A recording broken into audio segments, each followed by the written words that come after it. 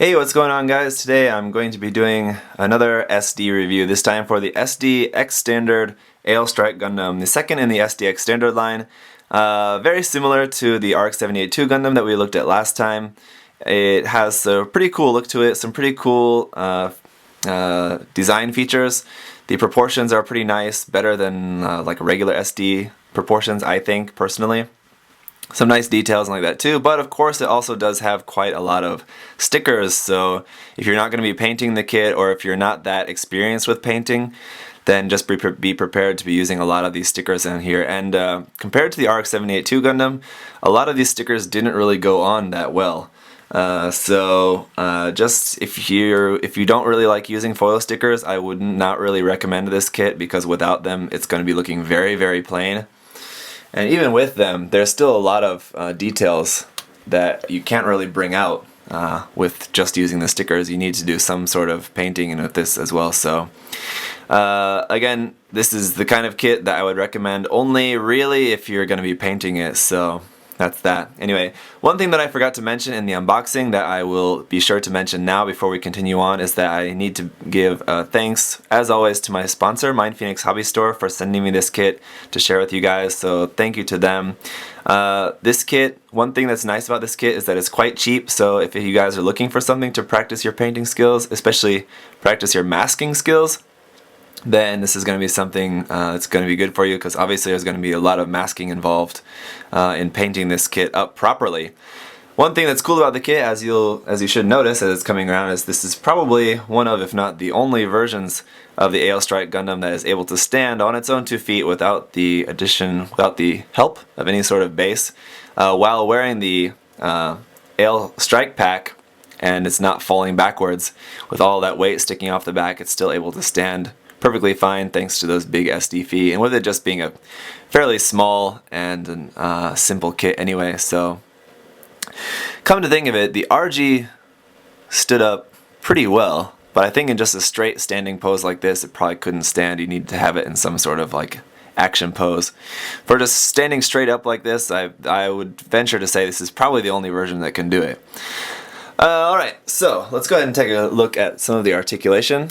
And I'll point out some of the stickers, although they should be pretty obvious. Pretty much anything that's a color is a sticker, because like the torso, that's just all blue. So this red and white around on the sides of the torso, that's just stickers. On the waist and the legs, those are just all white. So this gray sticker on the front of the legs, that's a sticker. Blue on here, that's a sticker. The feet are just all red, so that white part's a sticker. On the shoulders, gray part around the front of the shoulders is a sticker as well. On the back, we've got no sticker there.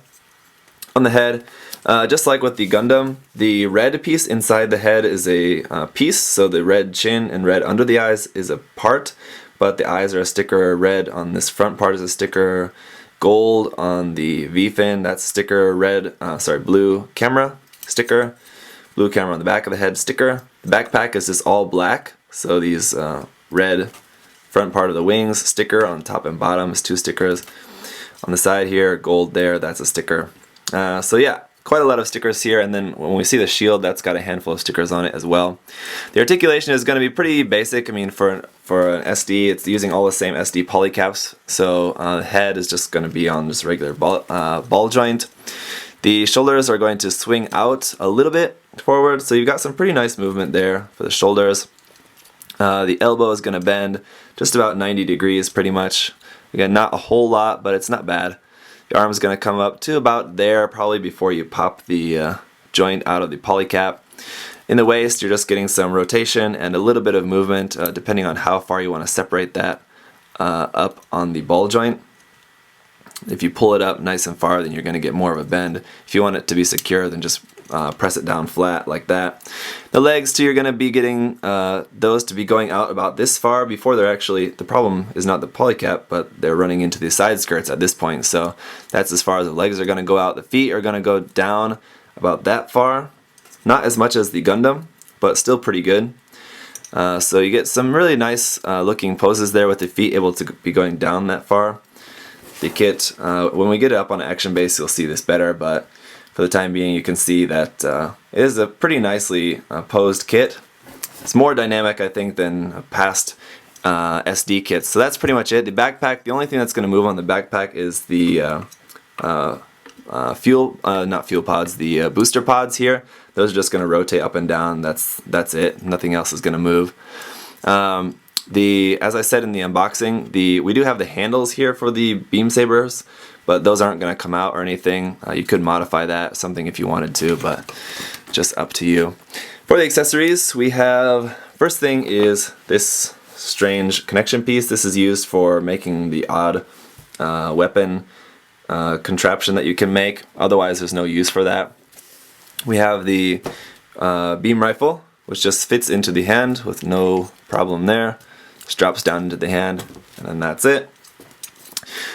We should be able to plug this onto other things as well using this peg that it's got on the side of the rifle, which we'll talk about shortly. And then we have this shield. Now, as I mentioned, the shield is all red, so all of this on the front is all stickers. 3 gold stickers, and then 1, 2, 3 white stickers on there. The back has a load of different connection points, but the one here in the center is the one we're supposed to put this on the back of the arm. Sadly, it's only on the back of the arm, no sort of connection to make it so that the shield is on the side of the arm. So just having it on the back of the arm like that is your only choice, which of course no one really likes, having shields on the back of the arm. You'd much rather have the shield on the side. So then to do that, you have to have the arm like sideways like that. Which doesn't look too bad, but it doesn't look too great either. So that's that. Let's go ahead and get this up on action base because it does have the connection point there up under the crotch. Then we also, as I said with the Gundam, we have these ports here on the feet, and all the ports all around the kit are actually all universal, so you can plug an action base onto this pretty much anywhere. On the feet, on the arms, on this one here on the backpack. Let's see, if I take the backpack off, I don't remember how the backpack attached on here, even though I just put this on like 30 minutes ago. It's very tough to get off, I'll tell you that. But once we get that off, there we go. Yeah, that hole in the back is going to be the same sort of universal port as well, so if you wanted, I think the way that this is designed though, the shield won't fit into there. But we could plug the rifle onto the back if you wanted, just to have the rifle plugged onto there. But anyway, let's go ahead and get this on an action base. Alright, now before I pose this with the weapons, I did want to just try to pose it just without, just because as I was trying to think of the pose, I really couldn't think of any other pose to put this in other than the classic Aile Strike pose with the holding the beam rifle out. Anyway, I'll do it in the next pose just so you guys can see it, of course, because I kind of have to. But yeah, other than that pose, I couldn't really think of too many poses to really put this in. Of course, there's just not really going to be a whole lot that you can do with this. At least with the RX-78-2 Gundam, we had the option of using the beam rifle or the beam saber. With this one, for some reason, we're not getting any beam saber with it, which is a little bit disappointing, but we have a much more complicated backpack, so we kind of have to give and take in terms of the plastic that we're getting with the kit. So again, you can always mix and match the parts, of course, so just for demonstration's sake, I do have the RX-78-2 Gundam here. Here's the beam saber from that. If we wanted to give that to this kit, of course I haven't painted it yet, but it should fit in the hand like that. So as you can see, you again mix and match. So like if you have your RX-78-2 Gundam with its beam rifle, then you really don't have any use for the beam saber.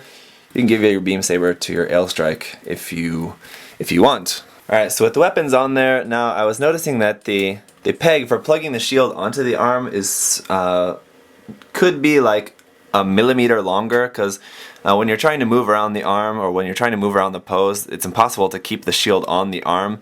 Basically, you have to work out your pose and then put the shield on last, because moving it around at all, the shield will just pop off. It doesn't stay in the arm very securely. So yeah, there is a lot of different options that we can do with the weapon, making these sort of weird, crazy weapon combinations. We'll come back to that in here in just a minute. Alright, so here's our first two kits in the SDX standard line.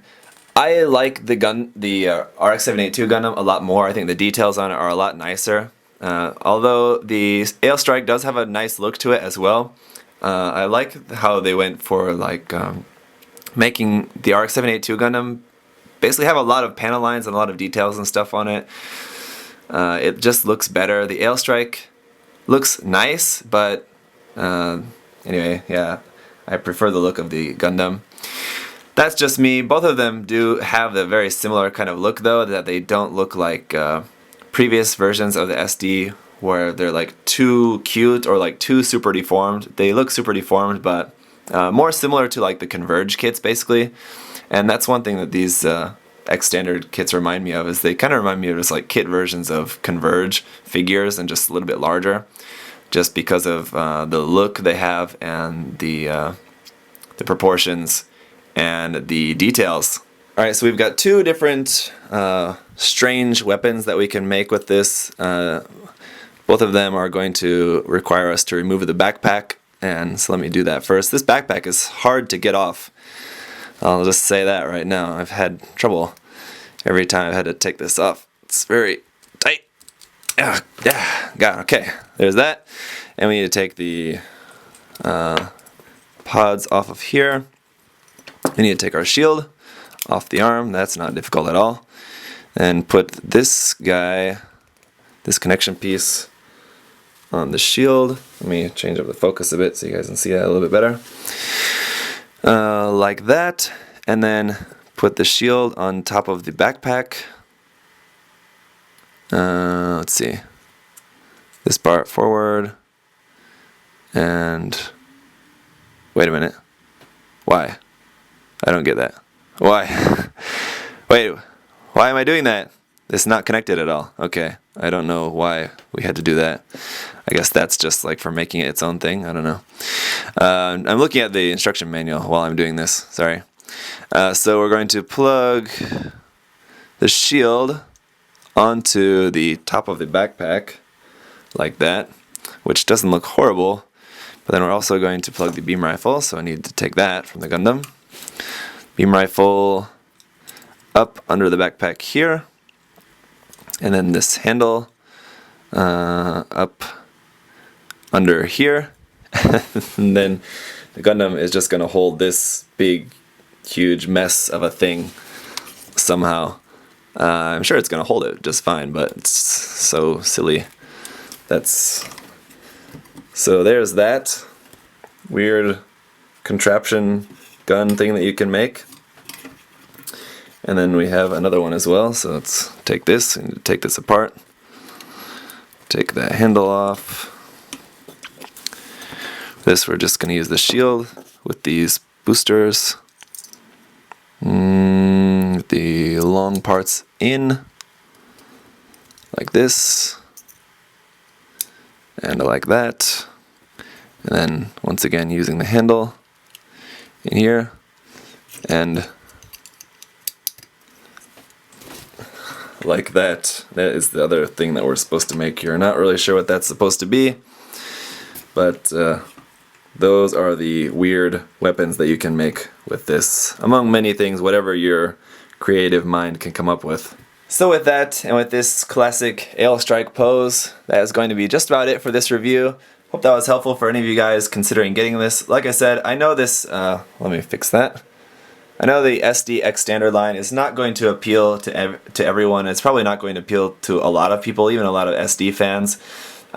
So far, it doesn't seem like it's been getting a lot of really good reception from a lot of people, but I think the kits have a really nice look. It just is a lot of, just going to require a lot of hand painting and or masking to get the kits to look really nice, but I think that's really not that uncommon for SD kits. I mean, just a lot of regular SD kits have that, so I don't think that's anything new to the X Standard line. So, although they have a lot, and I think what people are maybe upset about is that they're new, and like a lot of like newer kits are getting like nicer and nicer as the technology improves, but this seems like sort of a step backwards.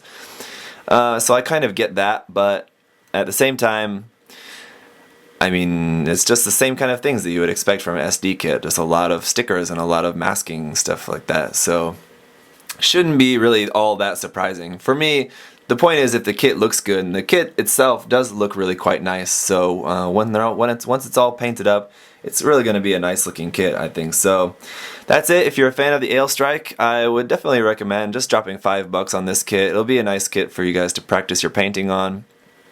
even if you're not going to paint. It doesn't look terrible with all the stickers on there, but of course painting is going to make it look better. So thank you guys for watching. If you have any other questions or comments about this, let me know in the section down below. I will have the reviews for the Exia and the Wing Gundam Zero EW. Both of those SD extender kits I have snapped up and ready for review, so those reviews should be coming pretty soon as well. Thank you guys for watching, and I'll see you next time. Bye bye.